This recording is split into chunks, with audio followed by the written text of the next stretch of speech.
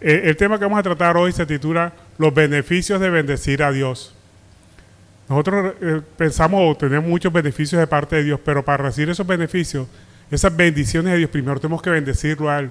Se preguntará, ¿cómo bendecimos nosotros a Dios? Bueno, eso es lo que vamos a tratar en el día de hoy. ¿Cómo bendecimos a nuestro Dios? Los beneficios de bendecir a Dios. Pero primero tenemos que tratar cómo bendecir a Dios. Para lo cual invito a que abran sus Biblias en el Salmo 103, verso 3 al 5. Pero 103, verso 1 al 2. Salmo 103, verso 1 al 2. Aquí vamos a ver cómo bendecimos a Dios. Amén. El Salmo 103, verso 1 dice: bendice alma mía a Jehová y bendiga todo mi ser su santo nombre. Bendice alma mía a Jehová y no olvides ninguno de sus beneficios. Vemos que el Salmo comienza dando una orden. El salmista da una orden a su propia alma. Dice, bendice alma mía a Jehová y no olvides ninguno de sus beneficios. Bendiga todo mi ser su santo nombre. Entonces, tenemos que bendecir primero a Dios. Entonces, ¿cómo bendecimos nosotros a Dios?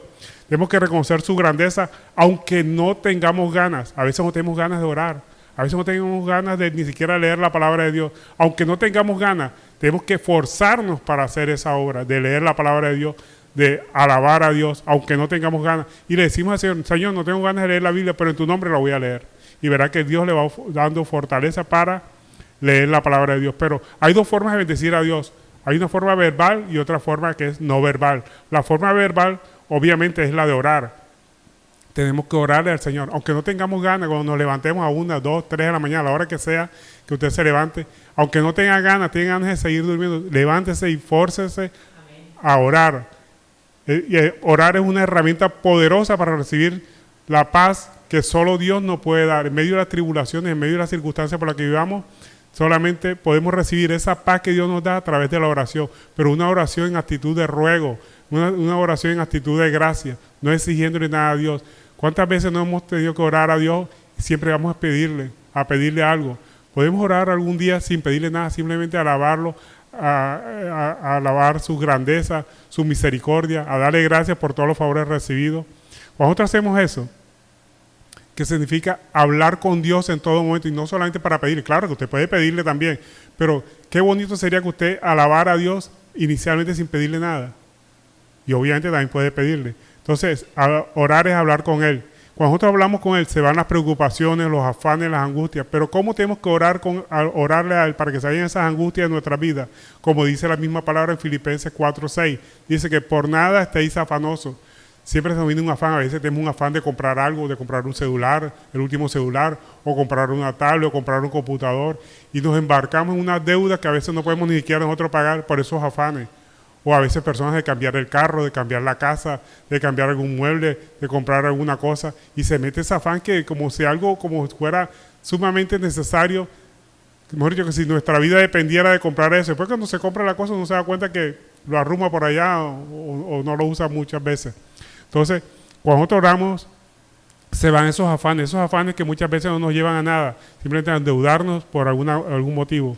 Dice, por nada estéis afanosos, sino que sean conocidas vuestras peticiones delante de Dios con toda oración y ruego en acción de gracias. Si nosotros oramos de esa forma, fíjense usted cómo tenemos que orar. Con toda oración y ruego, no con exigencia, y acción de gracias. Entonces viene la consecuencia de orar en esa forma. Dice, y la paz de Dios, que sobrepasa todo entendimiento, guardará vuestros corazones en Cristo Jesús. Entonces cuando oramos de esa forma, se van los afanes. Esos afanes que muchas veces no nos llevan a nada, sino a endeudarnos, o hacer cosas que en forma desesperada que después nos vamos a lamentarnos por las consecuencias de tomar decisiones con esos afanes que se nos presentan. Siempre que hay un afán en nosotros de adquirir algo, de conseguir algo, primero órele al Señor. De pronto ese afán sea bueno, pero primero órele al Señor para que la paz de Dios venga sobre usted y entonces sí, con esa paz de Dios puede razonar y determinar si es verdaderamente necesario hacer eso que usted está afanoso por hacer. Entonces tenemos que orarle a Dios.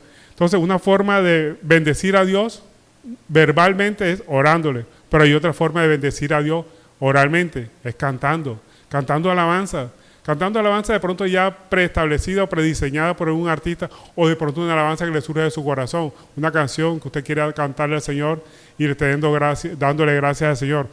O sea, puede cantar una canción conocida o una canción espontánea que surge de un corazón agradecido, inventada por usted mismo, simplemente dándole gracias a Dios. Cuando nosotros le cantamos al Señor con cualquier clase de canción, ya sea canciones preestablecidas o espontáneas, eso nos conecta a Dios y además nos fortalece nuestra fe. Es importante que nosotros cantemos. Por eso el salmista dice cantar salmos a Dios, hablar de todas sus maravillas. A veces no sabemos ni cómo orar, ¿verdad? A veces decimos, Padre nuestro que estás en los cielos, y repetimos esa oración, que no es malo hacerlo, por eso es una oración modelo. ¿Cómo debemos que orar nosotros? Recordando todas las maravillas que Dios nos ha hecho por nosotros. Es una forma fácil de orar. O utiliza un salmo. Muchas veces personas utilizan un salmo y a la medida que van leyendo el salmo le van dando gracias a Dios al pie de la letra con respecto al salmo. Sería una buena opción. Estaríamos cantando un salmo. Otra forma de bendecir a Dios verbalmente, evangelizar. Lo poco que sabemos de la palabra de Dios, comunicárselo a otra persona para que conozca de Dios. Porque hay muchas personas que están ávidas de la palabra de Dios. Hay muchas personas que están ávidas de conocer la palabra. Muchas veces nosotros decimos, pero es que yo no sé mucho de la palabra. Bueno, lo poquitico que sepa usted, comuníquese a la otra persona. Usted no sabe la ayuda que usted, eso surgirá en el corazón de una persona cuando escucha algo del Evangelio. Porque tenemos que evangelizar. ¿Y qué es evangelizar? Anunciar el Evangelio a los que no lo conocen. Porque a una persona que ya lo conoce, pues ya le predicamos de otra forma. Entonces nosotros tenemos que anunciar el Evangelio. Otra forma de evangelizar es discipular. A las personas que ya han comenzado en el Evangelio, que ya son cristianas, podemos enseñarles otras cosas que de pronto no conozcan. Acompañar a los nuevos creyentes para que crezcan en su relación con Dios. Y si dudan en algún aspecto de la palabra de Dios, convénzalo. Solamente a ellos los podemos convencer. A las personas inconversas, quien los convence es el Espíritu Santo. Acuérdense que dice la palabra de Dios que cuando el Espíritu Santo llega a una persona, ella es la que convence de justicia, de pecado y de juicio. Nosotros no convencemos a nadie, sobre todo a los inconversos, pero sí podemos convencer a los que dudan, o sea, a los creyentes que de pronto tienen alguna duda sobre algún pasaje, alguna cosa, alguna parte de la palabra de Dios. Podemos ayudar a acompañar a los nuevos creyentes para que crezcan en su relación con Dios.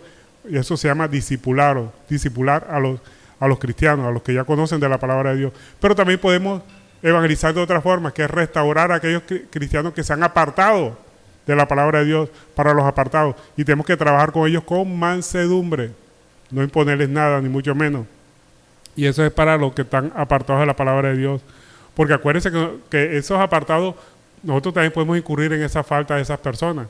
Por eso dice la palabra de Dios que el que esté falto de sabiduría, pídala, que Dios la dará a manos llenas. Y también es importante que nosotros nos exaltemos mucho, que nosotros no nos vamos a apartar.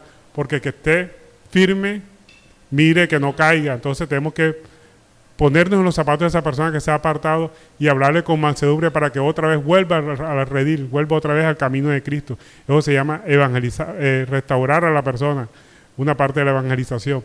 Pero hay otra forma de orar, de bendecir a Dios, que es no verbal. Ya vimos la forma de evangelizar verbalmente.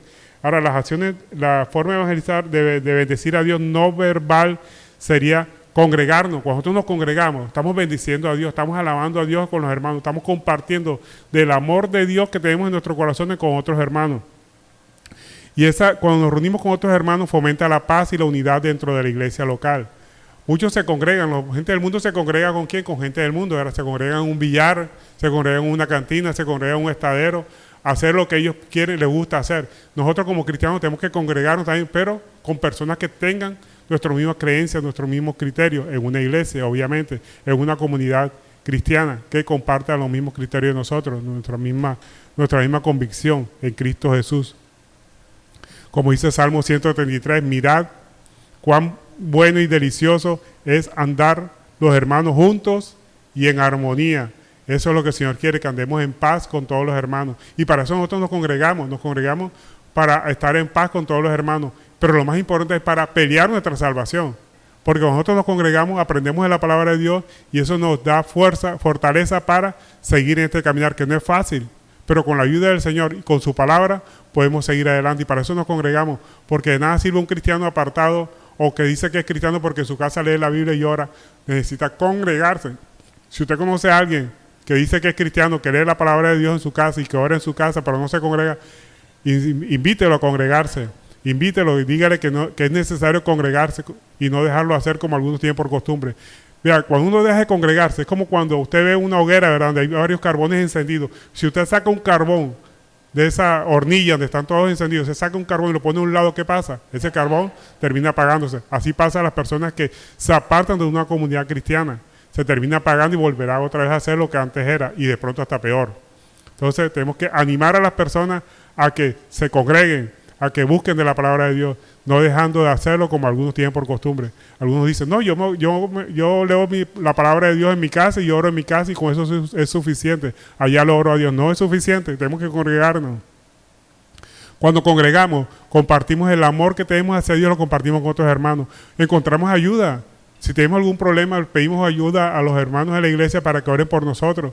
Y la oración en comunidad nos fortalece a nosotros porque vemos ese amor que tenemos hacia ellos, lo hemos transmitido hacia nosotros cuando las personas oran por nosotros, que se interesan por nuestros problemas. Eso nos da ánimo para seguir adelante. Amén. Entonces, por eso nosotros nos congregamos, para compartir el amor de Dios con los otros hermanos y recibir también de ese amor que las personas tienen, que los hermanos tienen para con Cristo, lo recibimos para con nosotros. Entonces, es importante congregarnos. Entonces, la forma de bendecir a Dios no verbal es congregarnos. Y es importante que lo hagamos, y no solamente que lo hagamos, sino que compartamos esta obligación, porque es una obligación de un cristiano de congregarse. Un cristiano que no se congrega terminará apartándose. No es cristiano, deja de ser cristiano y empieza a apartarse, porque deja de estar en el calor, en la comunidad cristiana. Entonces es importante congregarnos y animar a las personas que han dejado de congregarse para hacerlo, con humildad siempre, con mansedumbre. Es importante que siempre todo lo que hagamos nosotros sea con mansedumbre, que estemos compartiendo la palabra a otra persona. Otra forma de bendecir a Dios no verbal es obedecer la palabra de Dios, poner por obra la palabra de Dios. No es solo hacer lo correcto, sino hacerlo con un corazón transformado y lleno de gratitud.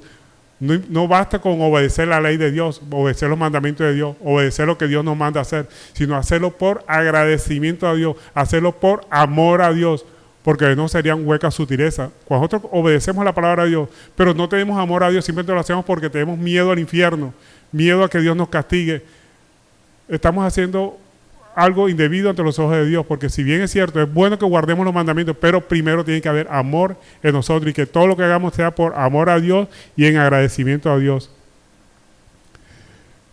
Cada acto de obediencia debe estar impregnado de amor, y eso la Biblia lo conoce como el primer amor. Cuando nosotros conocemos en primera instancia del amor de Cristo, queremos congregarnos, queremos compartir con los hermanos, pero a medida que la persona empieza a congregarse, después como que se va enfriando, ¿verdad? Pero la Biblia nos anima a que volvamos al primer amor, el amor hacia Dios. Ese es el verdadero amor, el amor hacia Dios. Es el motor y que da significado a nuestra obra y a nuestra fe.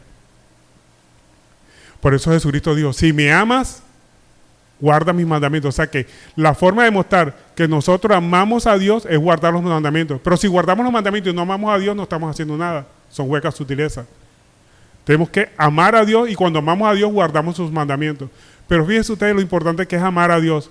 Cuando nosotros amamos a Dios sobre todas las cosas, como dice el primer mandamiento, ¿verdad? Amar a Dios sobre todas las cosas, empezamos a amarnos a nosotros mismos.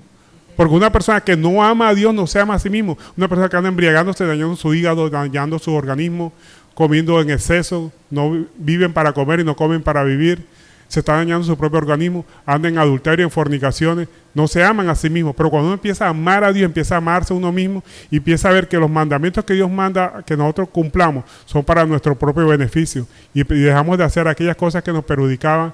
¿Por qué? Porque ya tenemos amor hacia Dios y ese amor hacia Dios se refleja en amor hacia nosotros. Y si nosotros nos amamos a nosotros mismos, podemos amar al prójimo. Como dice la palabra de Dios, ¿verdad? Amar al prójimo como a nosotros mismos. O sea que es necesario que primero nos amemos, primero a Dios. Segundo, nos amemos nosotros mismos. Y si nosotros nos amamos a nosotros mismos, amamos al prójimo. Porque nadie puede dar lo que no tiene.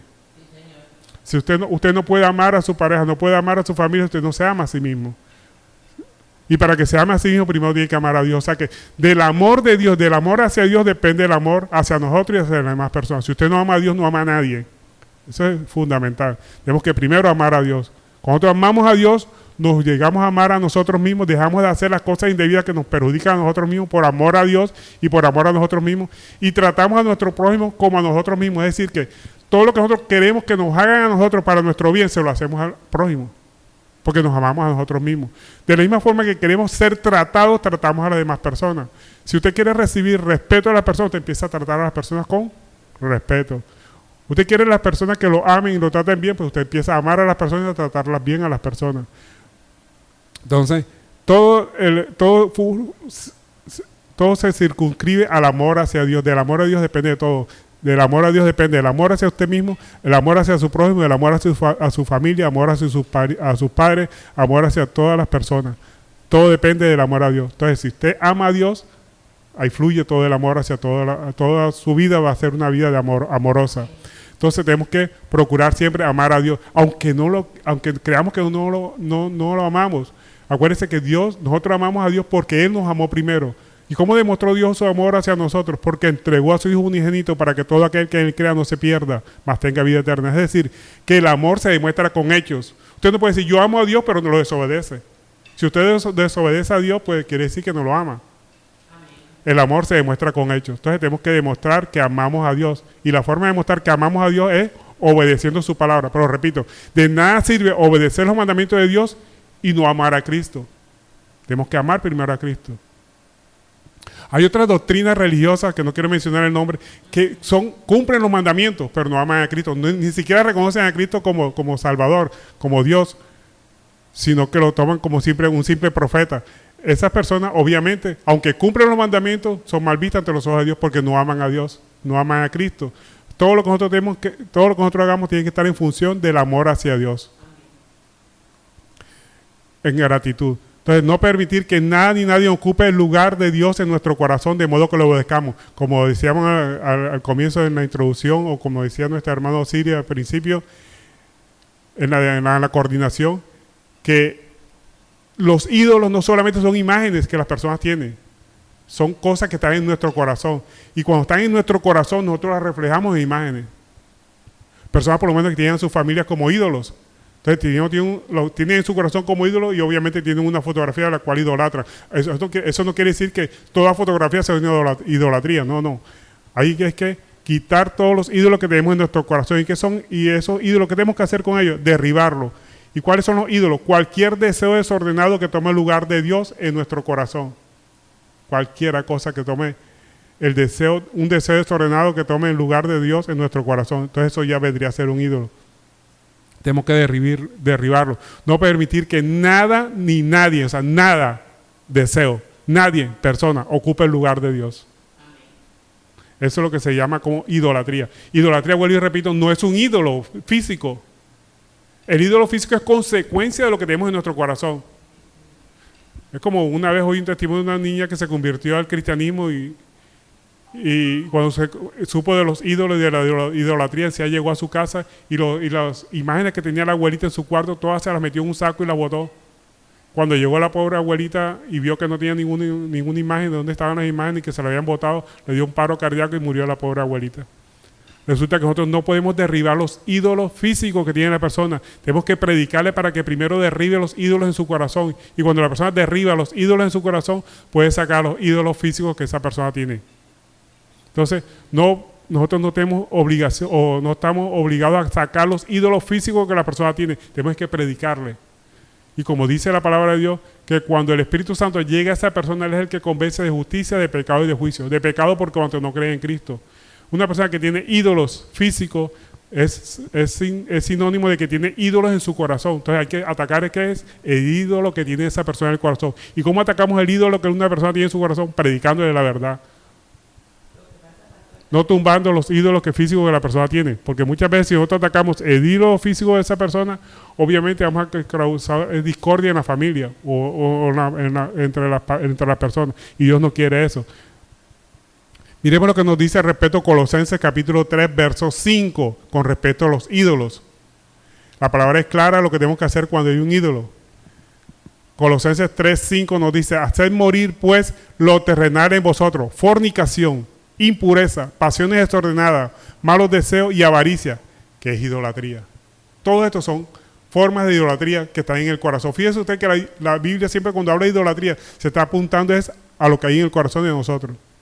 Cuando nosotros tenemos ídolos en nuestro corazón, inmediatamente esos ídolos empiezan a repercutir en representaciones físicas alrededor nuestro.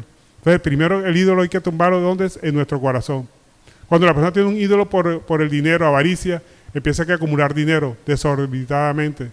A pesar que tiene necesidades o ve personas que pueden compartir su dinero, esa avaricia no los lleva a tener amor hacia las demás personas y empieza a atesorar ese ídolo, a agrandar ese ídolo.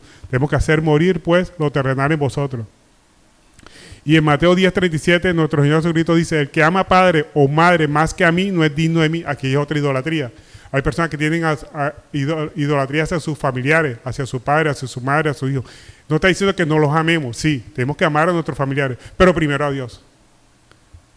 El que ama padre, madre, hijo, hija, más que a mí, dice el Señor, no quiere decir que no lo amemos, tenemos que amarlo a familiares, pero primero amar a Dios sobre todas las cosas. Entonces, el que ama padre, madre, más que a mí, no es digno de mí. El que ama hijo o hija, más que a mí, no es digno de mí. O sea, esa persona que tenga ídolos. Hay personas que dicen, no, mi adoración es mi hijo. Idolatría. Nuestra adoración tiene que ser ¿quién? Cristo. Esa debe ser nuestra adoración hacia Él. Nuestra adoración, nuestro ídolo es Dios. Bueno, y no sería ídolo, sería el verdadero Dios al que tenemos que servir a nosotros. Y el amor hacia Dios debe fluir hacia nosotros mismos y hacia nuestro prójimo. Entonces, cuando nosotros amamos a Dios, ahí sí podemos decir nosotros que nos amamos a nosotros mismos y amamos a nuestro prójimo. El acto de obediencia, que es de obedecer la palabra de Dios, debe surgir como gratitud hacia Dios. Debemos esforzarnos para vivir una vida que refleje los principios de su palabra y que sea agradable ante sus ojos. Entonces, eso significa obedecer a Dios en función de la gratitud hacia Dios.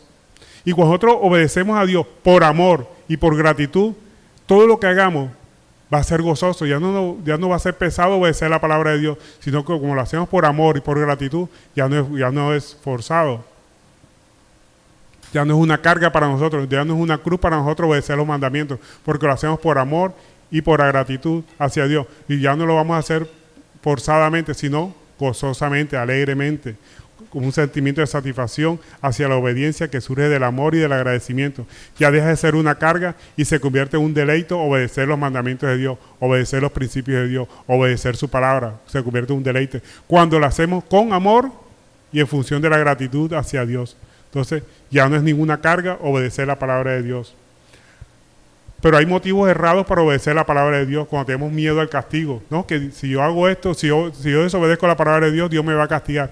Eso es una desobediencia, una obediencia ciega, que es infundada en el temor, que es infundada en el temor. También otras personas obedecen la palabra de Dios porque quieren recibir bendiciones de Dios. Si yo obedezco la palabra de Dios, Dios me va a bendecir a mí. Dios nos bendice siempre porque el amor de Dios está siempre sobre nosotros. Entonces tenemos que buscar la palabra de Dios, obedecerla, pero no por miedo, no por buscar los beneficios de Dios, sino que lo obedecemos por amor y por gratitud, y tampoco lo hacemos por miedo. Otras personas cumplen la palabra de Dios por tradiciones, simplemente porque tradiciones, porque mi papá, mi mamá lo hacía, mi abuelita lo hacía, yo no voy a adulterar, yo no voy a fornicar. Está bien que no lo haga, pero no lo haga simplemente por tradición, sino por amor y por gratitud hacia Dios. Por amor hacia Dios. Entonces, debemos obedecer la palabra de Dios por motivos reales, no por motivos futiles. ¿Cuáles son los motivos reales de obediencia a la palabra de Dios? El amor y la gratitud. Eso debe ser el fundamento para nosotros obedecer la palabra de Dios. No por motivos ilegítimos como el temor al castigo, el deseo de recibir bendiciones o por cumplir tradiciones religiosas. Como dice la palabra de Dios, si no tengo amor, nada soy, dice 1 Corintios capítulo 13, verso 2. O sea que cualquier cosa que nosotros hagamos, así sea conforme a la palabra de Dios, pero sin amor, de nada sirve. Nada sirve. Todo lo que nosotros hagamos debe estar impregnado de amor. Si no hay amor, es hueca sutileza. Debemos evitar hacer las cosas por rutina o por mecánica, por obligación. La obediencia sin amor no tiene valor eterno. La obediencia sin amor nos está llevando a un enfriamiento de nuestra relación con Dios. Las personas que obedecen la palabra de Dios sin amor quiere decir que están enfriados, no oran, no leen la palabra de Dios, no meditan en la palabra de Dios. ¿Y eso qué va a producir? Tibieza espiritual. O sea, que obedece a la palabra de Dios pero sin amor. ¿Y qué dice Dios con respecto a los tibios? los vomitaré de mi boca. O sea que los tenía ahí porque eran obedientes a la palabra de Dios, pero como lo hacen sin amor, sin actitud de gratitud hacia Dios, dice la palabra, dice Dios que los vomitaré de mi boca. Entonces tenemos que hacer las cosas por amor, no por rutina, ni por mecánica, ni por obligación, ni por temor al castigo, sino siempre por amor, para evitar la pobreza espiritual. Mire lo que te dice Apocalipsis 2:4 con respecto al enfriamiento espiritual. Dice, tengo contra ti que has dejado tu primer amor. ¿Qué es dejar el primer amor? Es hacer las cosas sin amor, sin gratitud, sin estar pensando en Dios, simplemente obedecer la palabra de Dios por miedo al castigo, por rutina, por tradición, por conseguir un beneficio de parte de Dios, una bendición de parte de Dios. Eso significa tibieza espiritual. Y entonces por eso el Señor nos llama a arrepentirnos. No es pecado en sí, pero nos va a llevar al pecado, nos va a llevar al alejamiento espiritual de parte de Dios. Entonces Dios nos manda a arrepentirnos si hacemos las cosas simplemente buscando algún beneficio o por miedo o por tradición. Tenemos que hacer las cosas, la obediencia a la palabra de Dios siempre fundado en el amor y en la gratitud. Esos es los ingredientes fundamentales de la obediencia a la palabra de Dios. Tenemos que hacer la palabra de Dios, pero no por rutina, ni por mecánica, ni por obligación. La obediencia sin amor para Dios no tiene ningún valor eterno. Sin amor y devoción a Dios podemos ser desechados, por lo cual debemos arrepentirnos si estamos haciendo las cosas simplemente por obligación, por temor al castigo, por buscar alguna bendición de parte de Dios. Tenemos que arrepentirnos y volver al primer amor. Miremos lo que nos dice Apocalipsis 2:5. Aquí es un llamado de atención a las personas que practican la palabra de Dios, obedecen la palabra de Dios, pero sin amor. Entonces tenemos que hacer las cosas por amor. Apocalipsis capítulo 2, verso 5, dice, recuerda por tanto de dónde has caído y arrepiéntete. Fíjate, te está mandando a arrepentirse. ¿Será que la persona pecó? No, pero está próxima a pecar si sigue con esa actitud fría de obedecer la palabra de Dios sin amor y sin actitud de adoración hacia Dios. Entonces dice, recuerda de tanto de dónde has caído y arrepiéntete y haz las primeras obras, o sea, las primeras obras que hacías por amor, por devoción a Dios, tienes que hacerlas. Pues si no, vendré pronto a ti y quitaré tu candelabro de su lugar si no te hubieras arrepentido. ¿Qué quiere decir que nos quita el candelabro? Que nos quita la luz.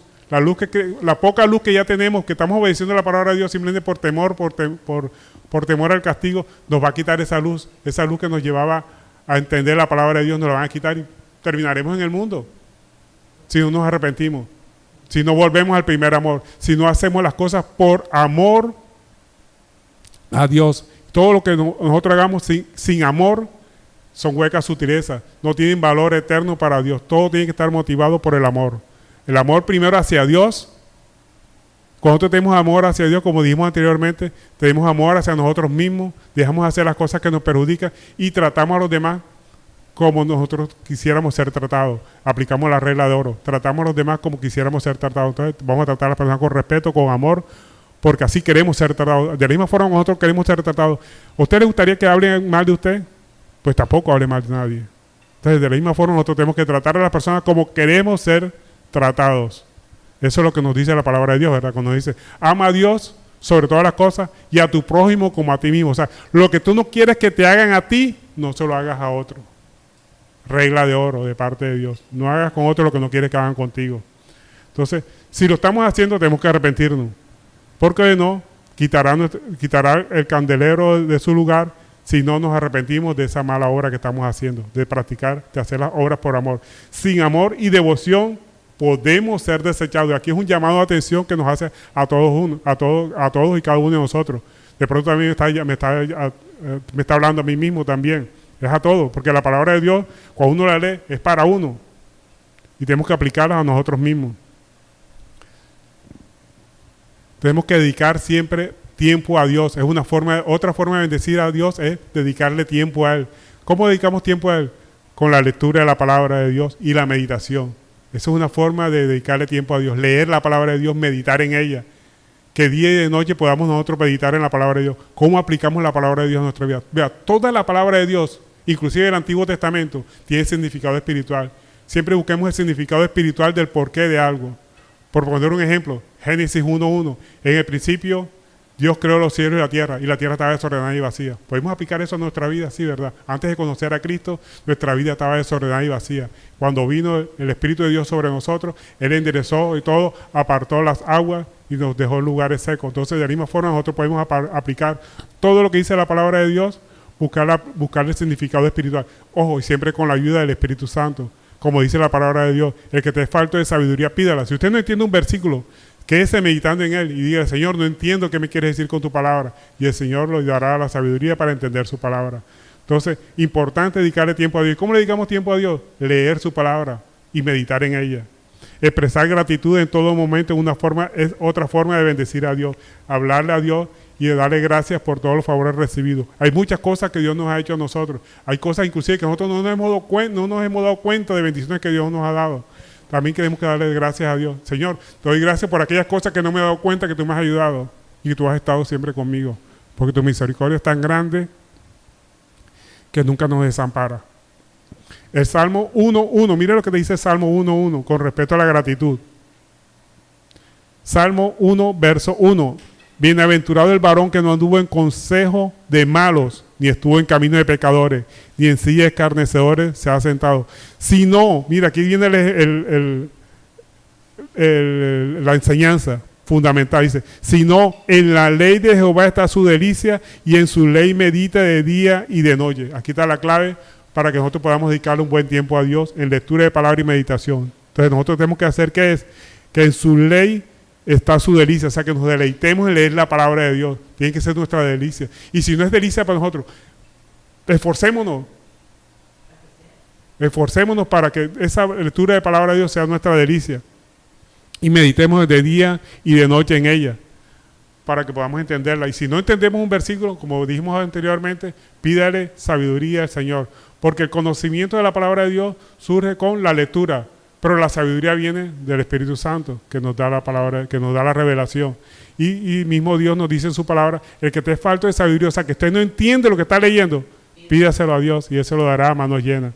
Entonces tenemos que leer la palabra de Dios. Entonces, formas de bendecir a Dios, para resumir, hay dos formas de bendecir a Dios, una forma verbal y una forma no verbal. La forma verbal es hablar con Dios, cantar alabanza, recordar sus maravillas, sus proezas que ha hecho con cada uno de nosotros.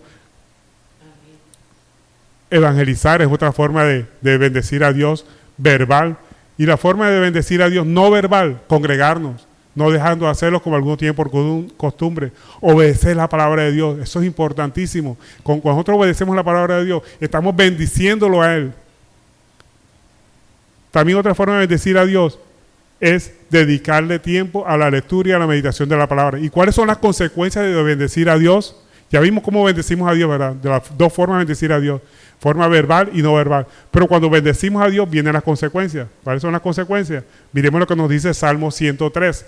Aquí Salmo 103, verso 3, nos dice cuál es la consecuencia de bendecir a Dios. Lo que vamos a recibir nosotros cuando hacemos lo que la palabra de Dios nos exige. Ni siquiera es una potestad que nosotros tenemos de hacerlo, nos exige. Salmo 103, verso 3, aquí están las consecuencias de bendecir a Dios. Dice, Él es quien perdona todas tus iniquidades, el que sana todas tus dolencias. Entonces, mira lo que vamos a recibir nosotros cuando bendecimos a Dios. Perdona toda nuestra maldad, todos nuestros pecados nos los perdona cuando nosotros empezamos a bendecir a Dios. Porque cuando bendecimos a Dios, y eso lleva implícito el arrepentimiento, nos hemos arrepentido de nuestras maldades. Entonces, Él perdona todas nuestras iniquidades, todas nuestras dolencias, toda nuestra angustia, toda nuestra penuria, toda nuestra falta de tranquilidad que tengamos nosotros, todo lo que nos quita el sueño, todas nuestras inquietudes nos las quita cuando bendecimos a Dios. Y el Salmo sigue diciendo en el verso 4, el que rescata del hoyo tu vida, el que te corona de favores y bendiciones. Al bendecir a Dios recibimos su misericordia. ¿Qué es su misericordia? Que nos liberta de la esclavitud del pecado nada menos y de la muerte eterna. La esclavitud del pecado. Él nos saca de la esclavitud del pecado. Nos demuestra, nos convence de que el pecado nos afecta a nosotros. Y nosotros por amor a Él recibimos esa revelación y dejamos de practicar el pecado. Porque hemos bendecido a Dios. Entonces Dios nos bendice libertándonos de la esclavitud del pecado y de la muerte eterna, obviamente, porque si nosotros dejamos de practicar el pecado, bendecimos a Dios, vamos a gozar de su presencia cuando entregamos nuestra vida al Creador. Amén. Y el Salmo 103, verso 5 nos sigue diciendo otra bendición que recibimos de Dios por bendecirlo a Dios. O sea, cuando nosotros bendecimos a Dios, Él nos bendice. ¿Y qué dice el verso 5? Dice, el que sacia de bien tu boca, de modo que te rejuvenezcas como el águila. O sea, que cuando nosotros bendecimos a Dios, recibimos fortaleza para preservar en obediencia a su palabra. Él nos fortalece para seguir adelante, no nos deja solos, nos sostiene, como dice la palabra de Dios, nos rejuvenece espiritualmente, anímicamente, para obedecer su palabra. O sea, otra bendición que recibimos nosotros, no nos deja caer en tentación. Por eso cuando la oración que nuestro Señor Jesucristo nos enseñó, dice, no nos metas en tentación, porque Él nos preserva, nos sostiene para que no caigamos en tentación. Pero nosotros nos podemos apartar, pero todo depende de nosotros, ¿verdad? Que nosotros obedezcamos su palabra de Dios, que nosotros bendigamos a Dios y Él nos bendice a nosotros para seguir adelante. Entonces, bendecir a Dios es un acto de alabanza a Dios. Cuando nosotros reconocemos su grandeza, cuando reconocemos sus beneficios que nos ha dado, nos enfocamos en su grandeza. Pero cuando nosotros bendecimos a Dios, es la llave que abre las puertas a todas las bendiciones que Dios nos pueda dar, tales como el perdón, la sanidad, la misericordia, la fortaleza. Entonces, ya sabes, la forma de recibir las bendiciones de Dios es bendecirlo a Él. Si nosotros bendecimos a Dios, Él nos bendice a nosotros. Nos limpia nuestra alma, nos renueva nuestro ser, nos liberta, nos capacita para preservar. Recibimos más de su plenitud y somos transformados por su poder y por su amor. Todo bendiciendo a Dios. Entonces ya sabes, la forma de recibir las bendiciones de Dios es bendecirlo primero a Él. Porque Él ya nos bendijo en lugares celestiales. Él nos bendijo al entregar a su Hijo Jesucristo en la cruz del Calvario para que nosotros seamos redimidos del pecado. Acuérdense que Cristo murió por nuestros pecados y resucitó al tercer día para que nosotros seamos resucitados juntamente con Él, por una resurrección espiritual.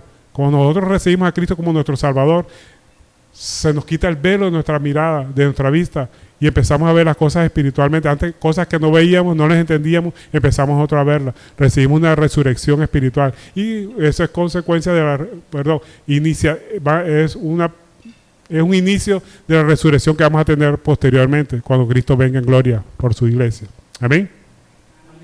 Entonces ya entendimos cómo bendecir a Dios y cómo recibir la bendición de Dios. Amén. Entonces espero que atesoren esta palabra en su corazón y lo más importante, que la pongan por obra.